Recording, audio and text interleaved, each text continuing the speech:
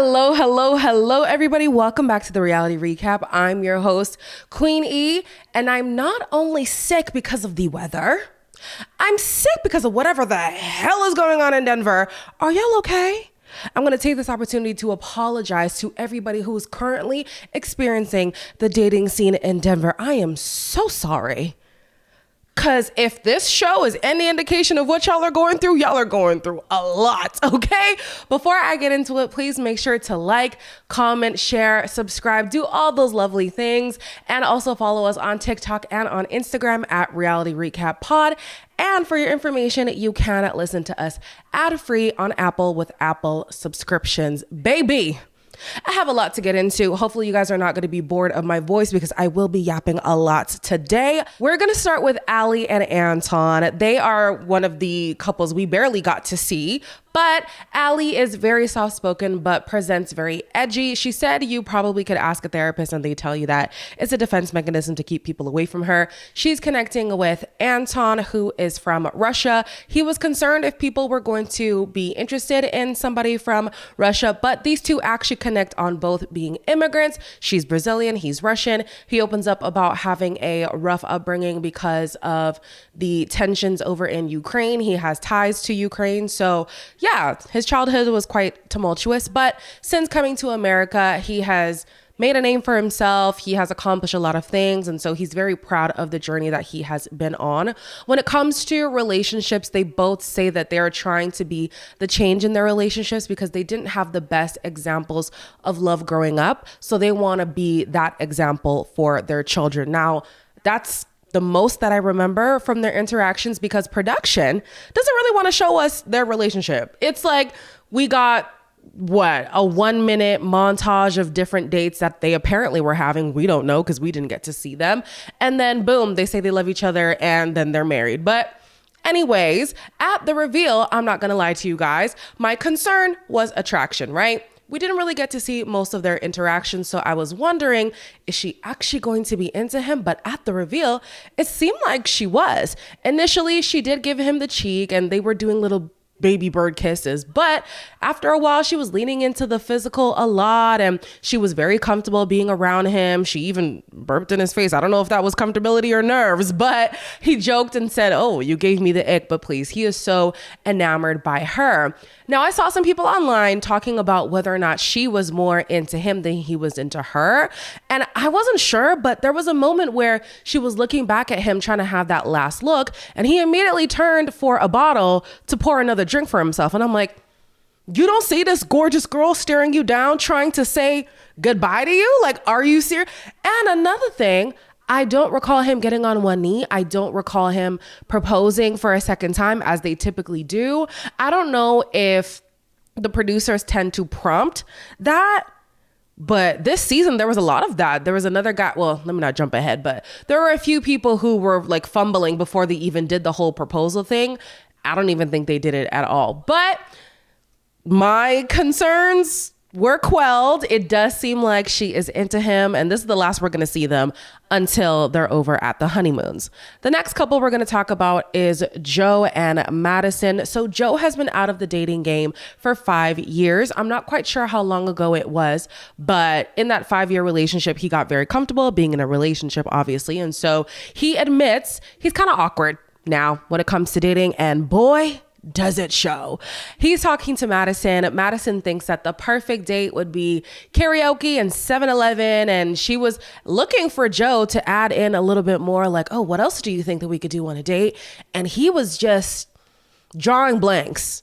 And I'm like, Joe, the girl is very interested in you. She's putting stuff on a platter for you. And you're just like, not engaging. I don't know if it's the awkwardness or he's just naturally a disinterested person. The more we see him, the less interested he seems, if you ask me. So I thought that it was kind of weird, but Madison was sticking with it.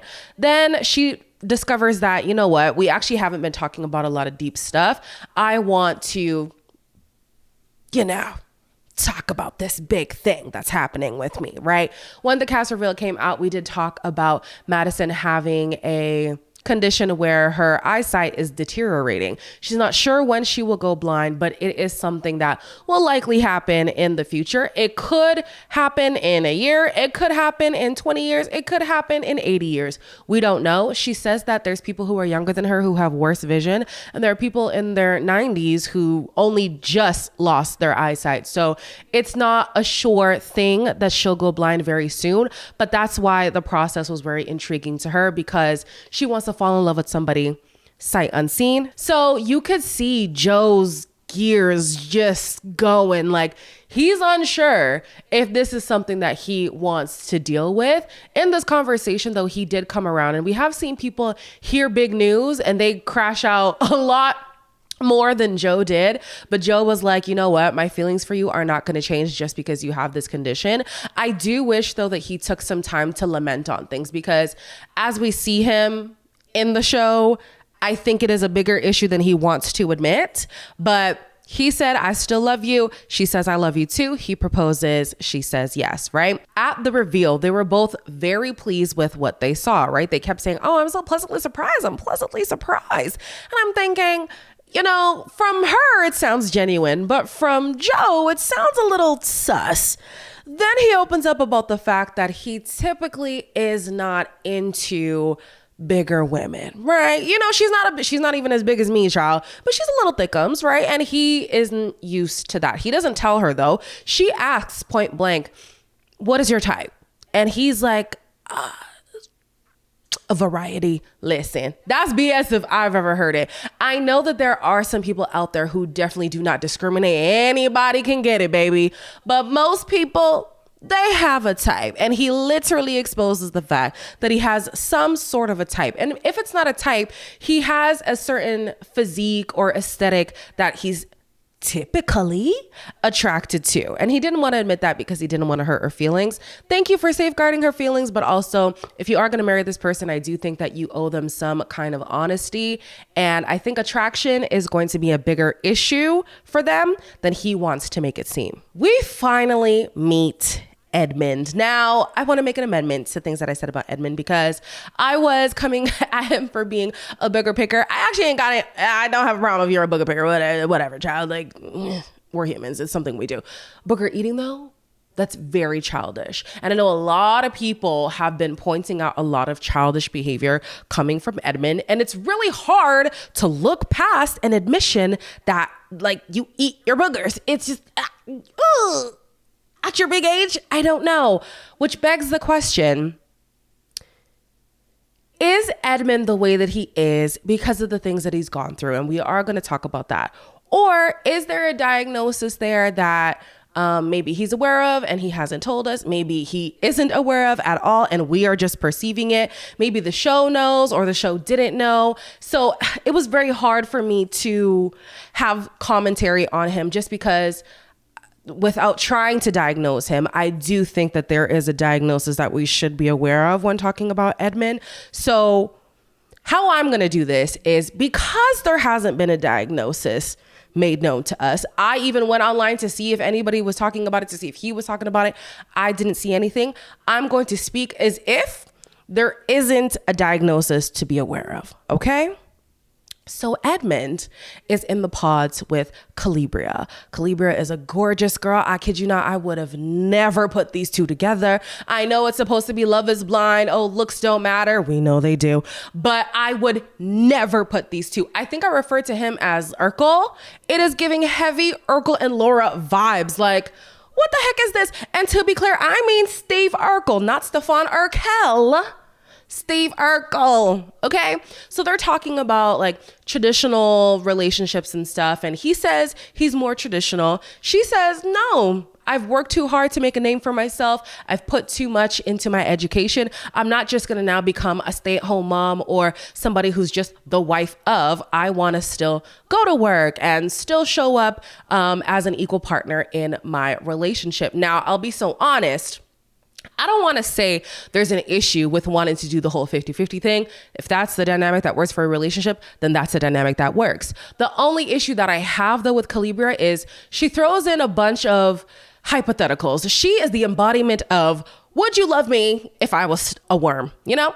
So there's a lot of hypotheticals that she throws out there that makes me think maybe you do want him to carry more of the load in a marriage, but you don't want to say that. I don't know if it's her past relationships that make her not want to rely on a man a lot. I don't know if like it's because she was raised by a single mom, and we're going to get into that as well. I'm not quite sure. But for me, that initial conversation and then the expectations she has of Edmund after the fact don't necessarily line up. So in the pods, they are opening up about their upbringing, right? So he was raised in the foster system. He knows his biological parents, right? But he was in and out of their home because they were unable to sustain a healthy household for children, right? So most of his child life, he was in foster care. Calibria asks if he has a good relationship with his mom now. And he says, yeah, the way that I was able to work through it was just accepting that she's my mother and she loves me at the end of the day.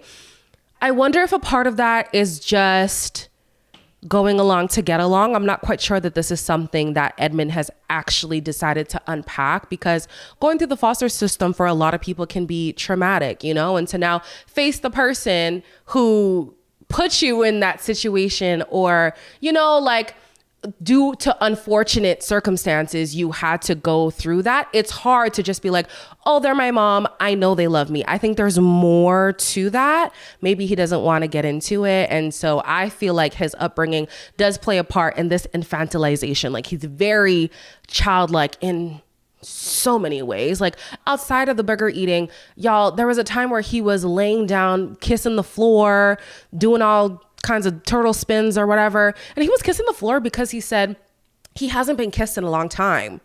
But then the way that we see him acting later, I'm like, well, sweetie, I thought you hadn't been kissed in a long time. Why are you acting big and bad right now? But the way I want to jump to the end so quick when it comes to Edmund, but I will pace myself. So Calibria opens up about her relationship with her father, and she feels as if it's really hard to forgive him. And that's why she was asking Edmund how he forgave his mom.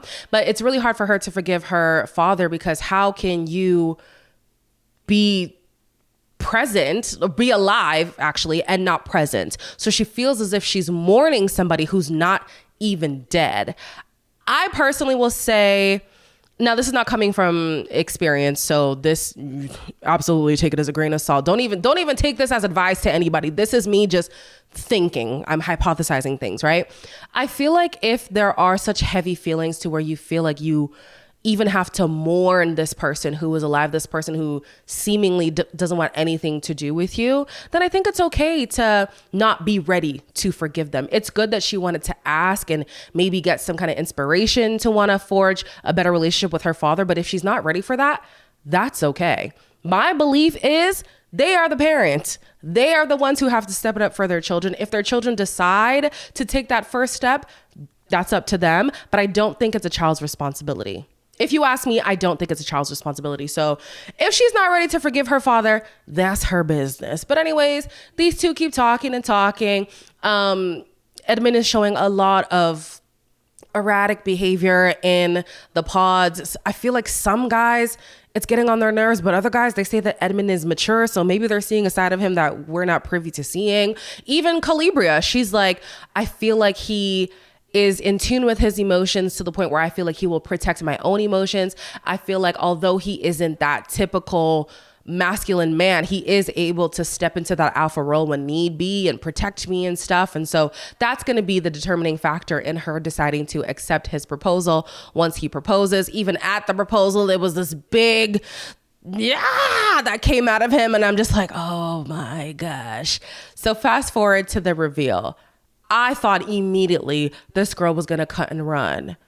Why was she fully into this? Like, they were kissing. That was a shock to me. Even the way this man ran to go get his note, she was looking at him a little bit sideways, but she loved the note that he wrote for her. She loved the fact that he had KB on his shirt. He was just a little bit quirky, but she loves it. She loves everything. Even his emotional outbursts that he has here and there. She's like, I love that you're so different. You know, the typical thing that has been working for her, actually not working for her, is what she's trying to get away from. So I can't fault her for wanting to try something different. It's just that Edmund is really different. but it works for her for now. The next few storylines include a lot of people. So if you start to get lost along the way, I do not blame you. These are love webs. I can't even say it's a love triangle, love square, love pentagon, love webs. Okay, we're going to start with the less complicated web. We meet Nick, and Nick, it is even in the name, was giving a lot of women the ick. But one woman who did not get the ick is Kate. In the cast reveal, we did talk about Kate. She was the one who was in an 8-year relationship that did not end in a marriage. Now, I did have my questions about that. However, when she talks about the story, Kate, I am so sorry. I'm so sorry, girl. So Kate was in this 8-year relationship with this man. He decides to propose. I think it was 3 months, but I don't remember the exact number. So I'm going to say a few months. A few months after this man proposed, okay, her mother passed away. And when her mother passed away, this man decided, instead of supporting his partner in grief, he's going to go and cheat. I said, excuse me? Sorry, what? While I'm grieving, here you are hunting for cooch? Ain't no way. Ain't no way. Kate, I am so sorry. That would do crazy things to my mental. Why even propose? Because I'm not gonna see, I can't even put my words together now. There's no way cheating wasn't on your mind anyways. For you to do it at one of the lowest points in my life, you're a sick human being, truly. So anyways, she's talking with Nick, right? And Nick wants to know if whoever he's with is open to Christianity. He's a very staunch Christian. He's going to meet another staunch Christian, and we'll talk about them, right? So he's like, are you Christian? And she's like, no, I'm more spiritual, right? And the story with her is that she questioned religion, especially after her mother passed away. And her thought was, what kind of God could do something like this, right? Honestly, as a Christian, it is hard. It is hard. I'm not even going to lie to you. There's no judgment here whatsoever. Sometimes you do look at your life or the lives of others or the war and the crimes and everything that goes on in the world, and you're thinking, what? Like, why? So I completely understand why she would question that. So that didn't resonate to Nick as a unbelief in God. He thought, okay, spiritual probably means that she's open to Christianity. Just remember that. Okay. So Nick is also connecting with Annie. Annie is a Christian, and their connection was kind of weird because they were getting into like weird sexy talk stuff, and it was very awkward to experience. It felt like I was watching phone sex happen. I didn't like it. I didn't like it at all. But yeah, they are connecting on spirituality, sexuality, and sensuality and stuff. And yeah, she, however, also has another connection with a guy named Brendan. Now, Brendan to her is her North Star. She says that she can see marriage with him. The only issue with Brendan is that he struggles with vulnerability. It's very hard for him to open up. Like, you really have to pull it out of him. And even then, he's still like, I don't really know if I want to do this, right? So they're talking about getting deeper in the pods. And he tells her point blank, I feel like I'm not getting enough from you. So she opens up about needing reassurance because she has been cheated on. And I think the person cheated on her like over 20 times or something crazy like that, which, these women have seen some things. Oh my gosh. So yeah, she does need that reassurance a lot from a partner because that insecurity is still in her, right? Even after hearing that,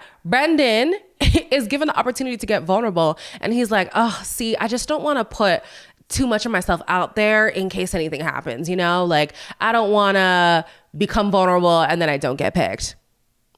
But you might not get vulnerable. Like, you might not get picked because you were choosing not to be vulnerable. You know what I'm saying? Like, I feel like she had every intention of being with him, of choosing him. And he just, anyways, she ends up having another conversation with Nick. At this point, she had decided that maybe Brendan was going to be her person, right? It feels like this was the pivotal conversation. I don't quite remember the sequence, but Nick is trying to figure out if his connections are willing to raise their kids Christian. The first conversation, though, before even Annie, he had with Kate. And Kate was like, well, no, because I don't even believe in God. Nick completely loses his mind. He's like, what do you mean? But you told me, but you said after you lost your mom. And she's like, yeah, after I lost my mom, I questioned what kind of God would do that. Or if there was a God, why would this happen? Which is why she doesn't believe in God. He completely lost it. It should be noted, he has already told Kate that he loves her. So after he said he loved her, he said, when I tell somebody I love them, there is nothing they can do. There's nothing that could happen that would change my love for them. As soon as she said she don't believe in God, he said, I do have love for you, but I don't know if I could do this. Honestly, on a fundamental level, if your core values don't align, you should go your separate ways. But why sell somebody a dream to say, I love you, number one, and if I say I love you, that's never going to change, just for you to revoke it simply because you weren't paying attention in earlier conversations, or you didn't inquire more. Let's just be honest. So now he's having the same conversation with Annie. And before he even gets into it, he's like, yeah, I just came out of another date and, the person really gave it to me. Like, they really attacked me. They were, hey. She did not come at you one bit. You do know that we could see you, right? Nick, we could see you. Like, this is recorded. Anyways, the conversation is going on with Annie and she's like, oh, absolutely. I want to raise my kids Christian. I forget whatever stuff they were talking about, but they start to talk about homosexuality, right? And Nick poses the question, what would you do if your kid came to you and said, I was part of the LGBTQ community? Annie says, I'm not going to be jumping at, the news. I want to make sure that they're informed. About what? I don't know, but that's what she said. Then Nick says, do you think it's a fad? And Annie says, oh my gosh, I do. I think it is a fad. And I'm thinking, okay. This is so hard for me as a Christian. I don't judge anybody who's in the LGBTQ community. Love who you love, experience life how you want to experience life. I also don't judge people who are raised in very strict Christian households. As somebody who was raised in a strict Christian household, sometimes when that is your only reality, you truly don't realize how out of touch you are with certain things, right? And sometimes, even though God calls us to love, Christian love sometimes feels like the most hateful thing you will ever experience. Trust me. I know. The church hurt is crazy over here. The only thing that I ask from anybody, right, Christian or otherwise, is critical thinking. So to Annie, I want to pose the question. You think people are going to sign up? I'm sure she's thinking that it's just a choice. One day you wake up and you say, I want to try this thing. They want to sign up to being persecuted, ridiculed, experience hate crimes, have laws built against them behind a fad? Behind a fad, you can't be serious. You cannot be serious. For these two to think that being queer is simply a fad was crazy to me. Moving on from that, then Nick starts to talk about how his mom used to think that he was gay. And so he was like, oh no, mom, no, I was just going through a tough time with my girlfriend the other day, actually. And so he felt like to prove a point, he needed to bring his girlfriend around and make out with her in front of his parents so that they know for a fact that he's straight. I have thoughts about that, but I'm just gonna, I'm just gonna move on from that. Anyways, all the while, Nick and Brendan are unaware that they are dating the same woman, right? So I don't know if Brendan clued in that Nick was his competition or that Annie was leaning towards her competition. So she had a conversation with him that basically was like, listen, it's not going to work between us. He had this whole gift. We don't know what was in the gift because he was like, okay, well, if we're not going to be together, then there's no point in you opening it. But he had a revelation where he decided to come back into the pods and now plead for her to pick him, right? He's like, from day 2, you were my number 1. From day 5, I loved you. Like, I want to be with you. I'm so sorry. Like, I'm going to be vulnerable. I'm going to do this. I'm going to do that. And Annie, thankfully, says, you're too late. I wanted you to be this way from the beginning, or at least at some point in our journey. And it was a fight. And you can't just say it now. Like, I'm already so far in, you know what I'm saying? Like, yeah, I feel bad for Brendan because you can tell like this was a very painful thing for him, but respectfully, she was asking for vulnerability from you. And you were acting like she's asking you to give up an organ or something. Like, you came on this process to potentially get married in 4 weeks. If you cannot be vulnerable, I don't know what you're doing here. Okay. So anyways, then Nick comes in. Nick is aware that Brendan was the other option and that he's been let down, right? Nick goes in with Annie, proposes. She said yes. When he goes back into the men's quarters, the most awkward reception I've ever seen took place. And I'll give him a little bit of grace because it did seem like he took a pause to assess if Brendan was there. I'm not quite sure if he really did see Brendan. He claims that he didn't, but he comes in, we're getting married. And the room is silent. The room is silent. And of course they are, because Brendan just got his heart ripped out of his chest. You know what I'm saying? So then you have Edmund being like, oh, this sucks. Like, I'm so mad. Like, you're the greatest guy ever. You're such a catch. Like, you deserve the world. Oh my gosh. Oh my gosh. I think it was Anton. He was like, yo, it's not that deep. Okay. But yeah, Brendan was going through it. There was a time when Nick was trying to go over and console him, but Brendan was like, listen, this is not the time. And I respect him for doing that. I know that Nick maybe was coming from a good place, but it's like, you are literally the person who I just lost my girl to. I don't want to talk to anybody, especially you. At the reveal, Annie says that she was expecting Nick to be this strong, masculine man. Those aren't the words that I would have used. But even though he didn't give that impression, she loved everything she saw. She was over the moon. She was beaming from ear to ear. By far, she was the happiest girl that we had seen throughout any of these reveals, and which is really good because honestly, it's not looking good for this cast. Like, everybody seems like they're settling to some degree, but Annie looks genuinely pleased with the person she's with. Nick feels the same way. They're a little bit awkward if you ask me, but with them, it kind of works. The last love web starts with Casey and Patrick.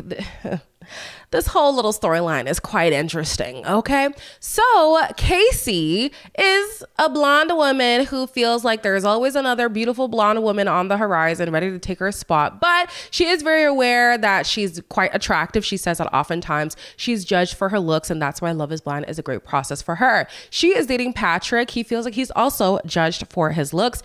As an Asian man in a predominantly white community, he feels like he's often overlooked. He says that he's been told that he is good looking for an Asian guy, which I don't know why people think that that's a compliment. I know they know it's not. They have to know it's not. I myself have been told I'm pretty for a black girl. Miss me with the BS. I don't want to hear that foolishness. Don't you ever say something like that. It's actually crazy. But it's interesting because he thinks he's like on the lower end of attractiveness. She thinks she's on the higher end of attractiveness, but they both have those insecurities of, oh my gosh, what if somebody better is coming along and whatnot, which just goes to show your perception is your reality. If you have a strong sense of self, if you're secure within yourself, if your self-esteem is high, you think you're attractive, you're the bee's knees and nobody can shake you, it doesn't matter what you look like. You got a girl who a lot of people would probably think has a lot of self-confidence, and she still has the same insecurities as a person who doesn't have a lot of self-confidence, like Patrick. So really, things are what you make it, right? So Patrick also has another connection with Anna. So there's an Annie and this is Anna. Anna is also Asian.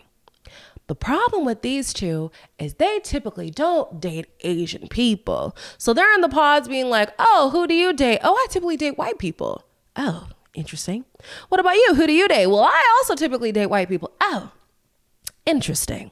So they didn't want to come right out and say whether or not they were Asian, but they did deduce that they were both immigrants, potentially from Asia. And so they were like, okay, I guess let's see where this goes. This isn't something that we're typically used to. Let's see what could happen. Now, it's interesting because I felt like Anna was trying to say that she doesn't date white guys she doesn't date Asian guys because there aren't any Asian guys in her community. However, she says typically if she knows that a guy is Asian, she's going to immediately write him off. So it's not that Asian guys aren't around. It's just that you don't want to be with them. And, I'm not Asian, so it's hard for me to want to pick this apart, right? But I'm going to pick it apart as a Black person. When I hear Black people, whether it's a man or a woman, talk about, I never date Black women because, and they have all these reasons, or I'll never date a Black man because of whatever other reasons, right? It just makes me think, oh my gosh, the self-hate is crazy. The internalized racism is crazy. How can you tell me the people who are part of you, the people who look like you, look like your family, look like where you come from, look like this heritage that you should be so proud of, you don't find any kind of attraction whatsoever? It'd be one thing if you naturally gravitate towards, other demographics and stuff, but to make it a deliberate point to not date your kind is always weird to me. It is always weird. So after conversations, they do discover that she is Chinese, he is Chinese and Cambodian. And it turns into this whole, oh my gosh, that's so hot. Oh my gosh, that's so hot. You're Asian, that's hot. I thought that was a big problem before. All of a sudden now it's hot? Huh. Interesting. So Anna is connecting with a guy named Blake. They connect on things like the outdoors, being foodies. Was it also traveling? I'm not quite sure. A lot of these people on this cast love to travel, but these two have a really good connection. She feels like Blake really challenges her. He gets her to think about deep things and she can really see a future with him. He planned this date. Well, obviously we know Love is Blind did the date. The budget went up clearly. This camping, outdoor, romantic. It was so beautiful. And I was like, yeah, this has to be your person. Problem is, Blake is also dating somebody else. He is dating a girl named Megan. She goes by Sparkle Megan. And let me tell you the reasons why this name is annoying. The name is annoying because, she says it to every guy. It's annoying because she's obviously trying to flaunt that she loves money. And third, it's annoying because Meghan Sparkle was right there. There's Meghan Markle. You could say I'm Meghan Sparkle. It was right there, but you went with Sparkle, Meghan. Why? Why? But anyways, Blake is talking to Megan, and Megan is, she was telling this to all the guys that she's talking to because Megan is going to make her way through these pods, okay?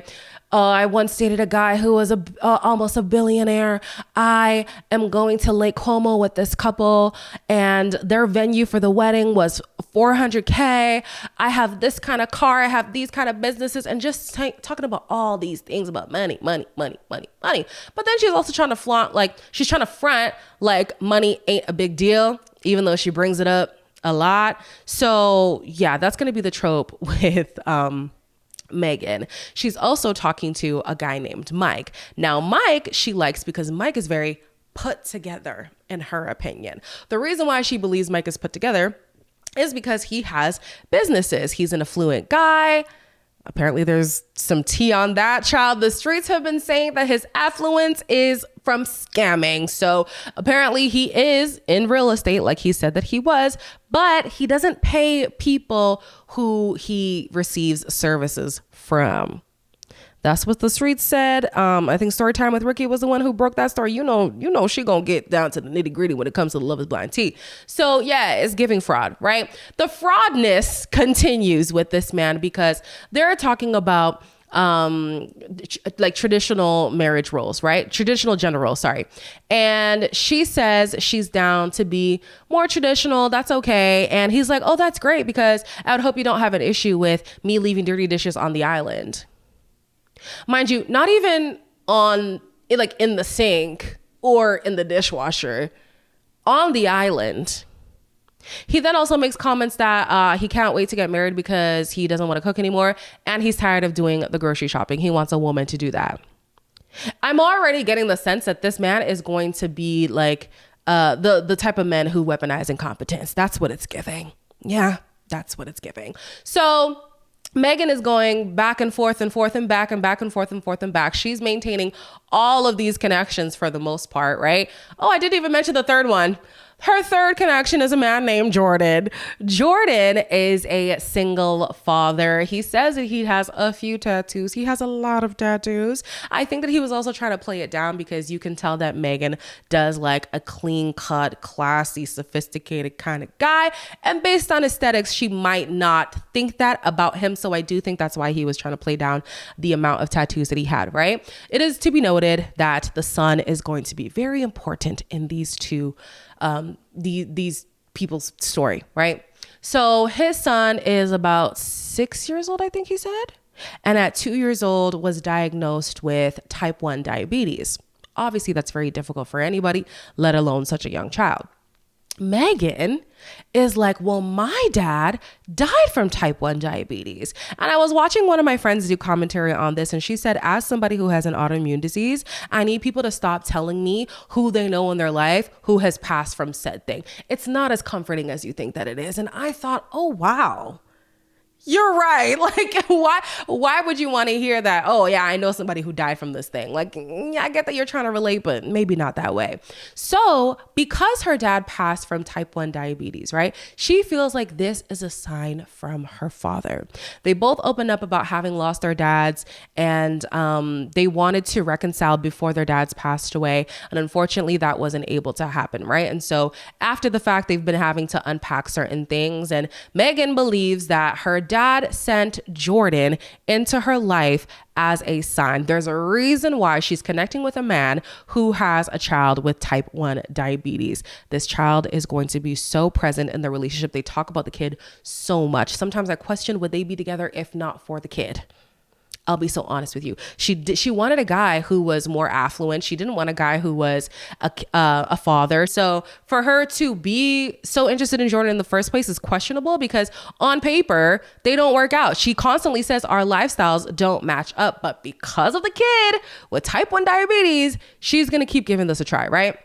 So she's going back and forth with Blake, Mike, and what's this other guy's name now? Jordan, right? So Blake is still talking to Anna. He feels like Anna is his number one. Megan feels like Blake is his number one. What's his name now? Patrick now feels like Anna is his number one. So Anna's feeling very overwhelmed. She decides to just up and leave. She didn't say goodbye to anybody, not even the women, right? So Patrick went into the pods expecting to, at the very least, say that he loves Anna and then ultimately propose to her, right? But he goes into the pods, it's empty, she's not there, he's confused. We then see the producers talking to Blake and they tell him she left. I don't know if they explained that she was feeling overwhelmed or something, but he's aware by word of the producers that she left, right? So then you have Patrick go into the pods with Casey and he's telling her, oh yeah, I had to end one of my connections. Bold-faced lie. The connection ended because she left. I don't know what you're talking about. But anyways, so Casey is like kind of happy about that. There was a moment too, she was pressing him about his ethnicity and he was very, very reluctant to share. And I know that people have issues with people talking about their race on Love is Blind. Me personally, that is essential. I don't care. I do not care. I need to know if you are okay with the fact that I am a Black woman and what that comes with. Okay? But anyways, he was very hesitant and I don't think it was because of that, because of the process. It's because he thought that he was going to be written off because he's Asian, right? So she says, she said this earlier on, that her sister lives in Korea as a singer. Her dad was a Mormon missionary, I think it was, and it was also stationed in Korea. All of her siblings date interracially, like some are dating Black people, some are dating Asian ladies. And she said her family would love for her to bring back an Asian guy because they're tired of F-boy white guys. I don't know. The point of the matter is, you being Asian is not a deal breaker for her. So that was great, right? But then she goes into this weird story about how her ex was a guy that she met on TikTok. And so it basically is proving to Patrick that looks do mean a lot to her. She saw somebody she liked on TikTok and they immediately started, well, not immediately, but they started dating. Obviously looks mean a lot. Then later on, she's having a conversation about the fact that a producer of a different dating show reached out to her, and the boyfriend, that same TikTok boyfriend, encouraged her to go on the show, but she would just get famous and then they would get back together. And so obviously she didn't go on the show. And Patrick asks, well, did he say the same thing about Love is Blind? Apparently he did. Apparently this guy said, go on Love is Blind, get famous, come back and we'll be together. I'm so tired of these people concocting these plans to go on Love is Blind because I'm so sorry. You come on the show as a liar, you are going to be exposed. I'm sure not everybody on Love is Blind has been exposed, but people who have enough screen time, who come under false pretenses, have almost always been exposed, and it is never for the better. Never for the better. Why the hell would you, number one, concoct such a plan? And then number two, talk about it on the show. That to me was crazy. So at first I was feeling bad for her because Patrick just told her this bold-faced lie. But at this point, they're both just lying to each other. So whatever. Then the way that she kind of softens the blow, because Patrick is obviously taken aback by what she just said. She's like, oh, I was getting undressed in the women's quarters and they saw that I had a landing strip, and she's all about, giving her man what he needs, right? So if he ever wanted her to get rid of the landing strip, she'll do that. And then it turned into a weird phone sex conversation, guys. It was so uncomfortable, but basically she was like throwing proverbial cooch at him so that he would just forget what was said, and he really was getting a little bit clammy. But yeah, that was a moment for him, like, oh, okay, it's okay, I'm over it. So he ends up saying that he loves her. She says she loves him too. He proposes. She said yes at the reveal. You can tell homegirl don't like this man. You can absolutely tell she does not like him. For some reason, though, she's really able to do a really good performance. Like, I sometimes question how Patrick is falling for it, but I think without the extra context that we have of her, if I was in Patrick's shoes, I probably would believe that she's into me. Like, she's initiating kisses, she's initiating physical affection. She's saying, oh, like, scooch in closer, like, come, she's really trying to sell it. The girl is trying to be famous. It doesn't last for long, and we'll talk about that. But yeah, the reveal wasn't as bad as I thought it would be. Moving back to the other love, it's a square now. It's just a square. Megan wants to go into the pods with Blake. Blake at this point is still her number one. As she's going into the pods, Blake is gone. Blake took a page out of Anna's book and he said, you know what? This is no longer working for me. I don't know if it was a direct correlation with Anna, but what he told the producers was that he just needed more time. What more time needs, we don't know. I think he was just going to go chase his number one. So now, what's her name now? Now Megan is focused on Mike and Jordan. Mike somehow deduced who Megan's people were. So he realized, okay, she's also dating Blake, but now Blake is gone and she's also dating Jordan, right? He has this weird competition with Jordan for some reason. I'm not quite sure, but he makes comments about Jordan not being a real man and she would be making a mistake if she didn't pick him and whatever. But I thought you were this hotshot guy. Like, oh, I'm part of a tribe of rich guys and we laugh in dollar signs. I don't know, just weird. But he has this weird chip on his shoulder because of Jordan. I'm not quite sure what was the final straw for Megan, but she said to Mike that her heart is just not settled whenever she's with him. There's something that's just not right. And so she's going to choose her other option, right? Mike pissed. Obviously, he never saw it for her and Jordan. He even made comments about Jordan's physical appearance, which is going to play on Megan's mind, right? But yeah, he's not a big fan of Jordan at all, but you lost. Point blank, you lost. Goes back to the men's quarters. Nick is back into the equation here. Nick was giving, if she don't want you, I'll have you. Okay. And he was like, well, but you're such a catch. But you're such a great guy. She's going to need an EpiPen when she sees you. I was like, wait. Number one, you can tell this group of people have seen season 6. They also made reference to the whole Megan Fox thing. I think it was, who's the blonde girl? Annie. I think Annie made reference to, oh, it would be wild to say that you look like Megan Fox or something. They've seen season 6. But I'm just like, Nikki Poo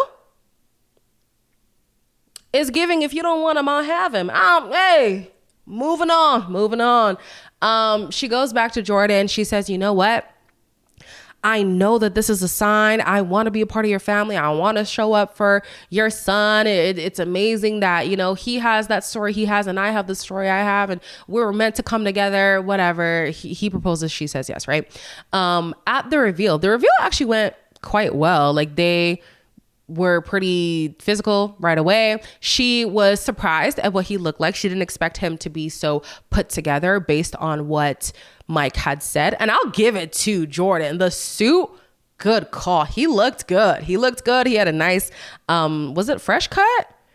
The cut wasn't, the cut might have been fresh, but it didn't look like shaggy or anything. Like he looks put together. Immediately he goes and grabs pictures of his son. And I don't want to make it seem like putting your son at the forefront is a bad thing. Of course, we had an issue with people who were hiding the fact that they were parents. So the fact that he's leading with that information is great. It just begs the question, without the child in the storyline, would you guys have connected? I don't know. I don't have faith that they would have been together if not for this child who specifically has type 1 diabetes. You know what I'm saying? Just before they go for the honeymoons, Casey has an epiphany that, you know what? Patrick deserves better. And you might be thinking, well, what do you mean, baby? What do you mean? You said you love this man. You said that you're into him. Like, what's going on? He just kept going on and on and on about being insecure, that he's Asian and being written off. And I think there was even one point in their dates where he was trying to prove that he's the same Denver guy as all the other Denver guys. Just odd. But anyways, she's obviously not into him. But as she's trying to let him down easy, she's also like making out with him, grabbing his face, like she's jumping into his arms. It was so weird.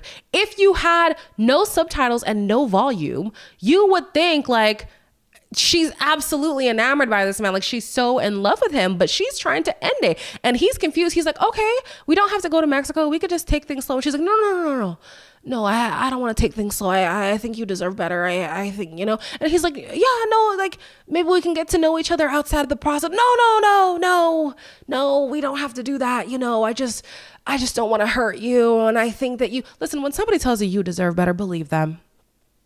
They absolutely mean it. If they tell you you deserve better, it's because they know you do. Okay. And if you stay, they know that they could treat you poorly because clearly you're accepting bare minimum or even less than that. So he keeps trying to convince her to take it slow with him. She keeps trying to convince him that she wants to end it. He asks her what's the reason. She won't say, but we know that it's because of the physical. But anyways, they do not proceed. We are going to see Patrick later on in the season. I'm not quite sure if we do see Casey, but Casey girl, your scamming self got exposed. By you. You expose yourself. I wonder how things are going for her on the social media front. But anyways, we are going on to the honeymoons. It's always weird to call them the honeymoons, but I don't know what else to call it. The couple's getaway, okay? So at the couple's getaway, Joe is realizing how serious this condition of Madison's is, right? So she says that, yeah, sometimes she might miss a high five from her friends because the vision is deteriorating. And in low light, it's very hard for her, right? There were a few times in this episode where she was literally fumbling around. I didn't see this man rush to go get her. I didn't see anything. And I'm like, even if you didn't know about her condition, if you even like, let me talk about me. If I even like stub my toe on something, my partner is, oh babe, are you okay? Like, I'm so sorry. Joe doesn't do that. And that's why I was just like, I don't know if Joe is naturally just a disinterested person. Like, is it because he hasn't dated in so long? Like, I don't know what's going on. But anyways, they are in the pool and they're now talking about attractiveness, right? He lets it be known that typically he does go for a slimmer frame. However, I'm still attracted to you. Oh no, like I'm still so attracted to you. You know, you're just not my typical type, but I like you so much. You're just not who I would go for, but it's okay. Like, I like you. It was so awkward. It was so weird. And you can see Madison just trying to be like, okay, so do you like me? Yes or no? Like, what's actually going on here? And he's trying to convince her that he likes her. Now, he is also talking to the cameras saying, oh, I can't wait for you guys to leave because I'm ready to get my freak on. It was so weird and awkward. I'm not saying that this is their relationship, right? But it felt to me like those situations where a man won't be attracted to somebody. Sometimes they'll even use the phrase, it's so horrible. They'll say butterface, right? Because they want their fix, they're still able to sexually engage with somebody without having that attraction. And sometimes when Joe was talking, it did feel like he was one of those guys. So yeah, I don't know. I'm not quite sure. He does acknowledge that she's pretty. She is a pretty girl. She's just not in the frame that he's typically used to. I don't know. Is that something you can get over? I don't have those struggles. However you come, don't matter to me, baby. Do you have a good heart? That's a great start. You're already ahead of so many people. Let's be so honest. Okay. So later on, they actually do, get into some business. And she says that her issue with him, though, is the fact that she always has to initiate the I love yous. And he's like, what do you mean? I do tell you I love you. And she's like, yeah, you tell me you love me when we're having sex, but you don't just say it unprovoked. You'll say it either in response to me or you just won't say it at all. And this is the part that also solidified to me, like, okay, is he just trying to get his fix? Like, is he just a clout chaser? Did he come just to get a platform and now he's in too deep and he doesn't know how to let Madison down easy? I'm not quite sure. But thankfully, Madison is noticing these things. I think sometimes people will see the red flags and they won't point them out. Madison does a good job in pointing out the issues that she has with Joe. And I love that for her. There are some other couples who are realizing some things too about their partners. Allie notices that Anton kisses with his eyes open, but babe, the only way that you would know that is if your eyes were open too. We have Calibria, who's realizing that Edmund is not willing to kill the bugs in their room. Girl, that's not that deep. And we also have Jordan, who is kind of micromanaging Meg, and he's like, yo, you letting the water run a lot. And you could start to see Megan be a little bit irritated with Jordan from that first day together. That's going to continue. Okay. So the next day we see Calibria and Edmund have a date and they're going through yet another hypothetical, right? In the pods, the hypothetical was, what if I had a big head? What if I was fat? What if I was short? What if I was super skinny? What if I was this? So many what ifs. And she says her reason was because she wants to make sure that he loves her no matter what she looks like, right? Now, the hypothetical scenario is if they were out and a guy roughed her up, a guy tried to come at her at a club, what would he do? He's like, I would call security. And she's like, okay, no. But what if he came and he grabbed me? Like, what would you do? And he's like, yeah, calling security. And she's like, no, but what if it's this big guy and like, you don't have time to call security? Like, what are you going to do? He's like, okay, well, I'm going to grab you and then we're going to walk away. He's like, I don't care if I look like a pussy. I'm not confrontational. And then she's like, okay, what if it's not a big guy? He's like, the person could be in a wheelchair.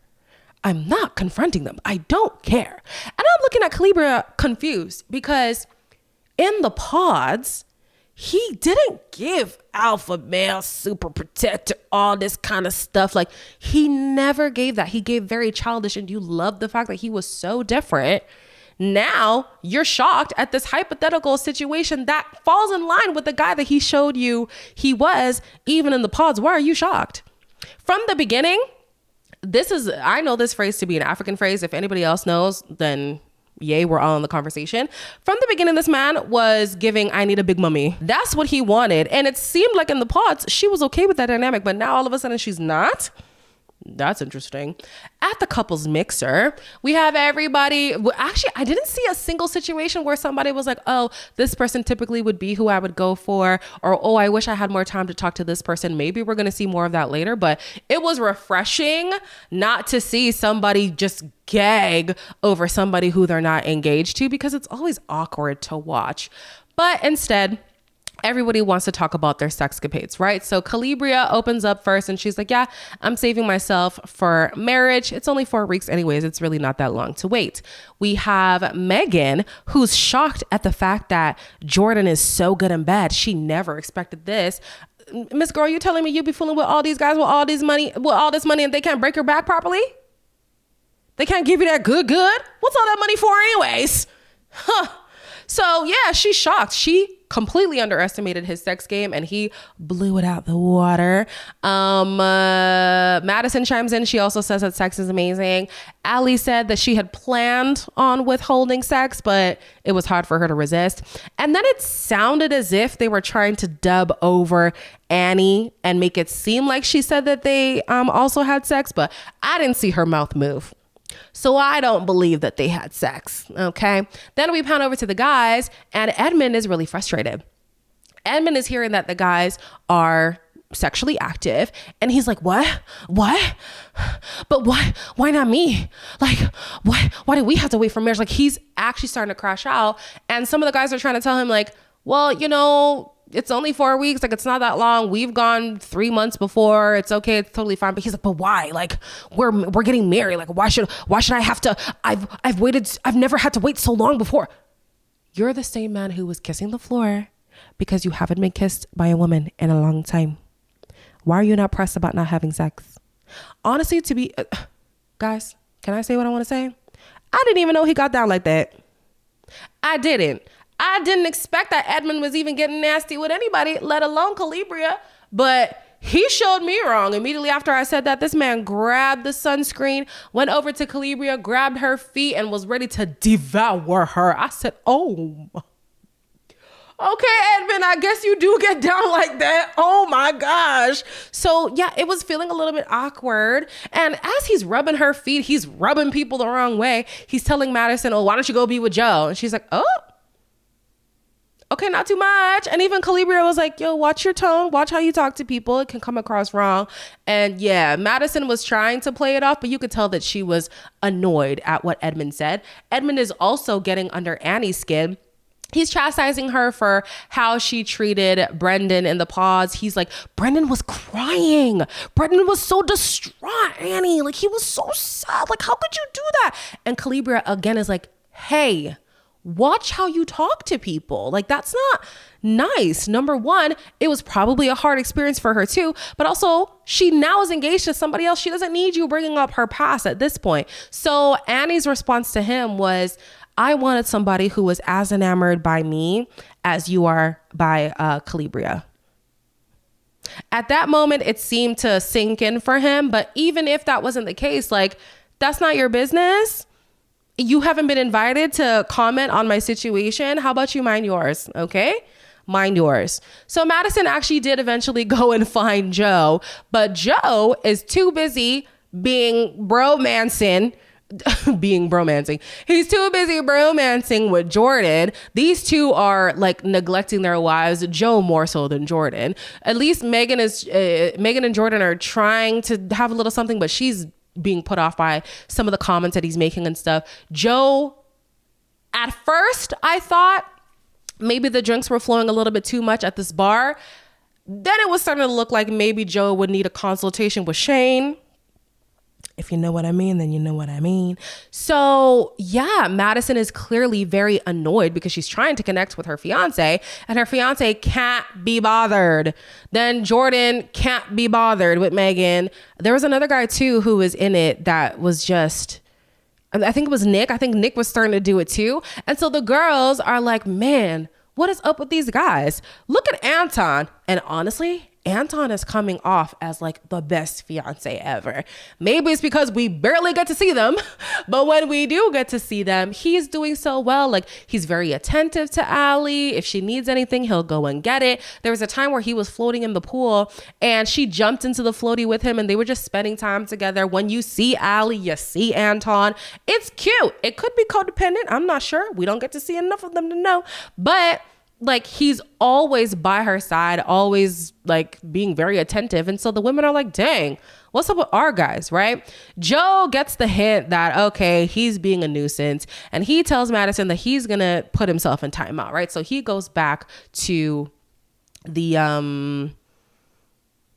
what is it now? Back to the hotel room, right? Eventually she goes to fetch him and he wakes up from his slumber and he's like, where are you dressed up? Where are you coming from? What's happening? Where were you? What's going on? And she's like, we just came from the mixer. What do you mean? You were there, actually. We were there together. Yeah, I was dressed for the mixer. What's happening? This man is so confused. He's so disoriented. She's now freaking out because she's like, I'm trying to care for you, but I don't know what's happening. Like, you really were off kilter at the mixer. And that's another thing too. He's really upset at the fact that she's calling out his behavior back. Oh, stop saying that. And she's like, no, like, you were in a bad way. Stop saying that. Why do you keep saying that? Stop saying that.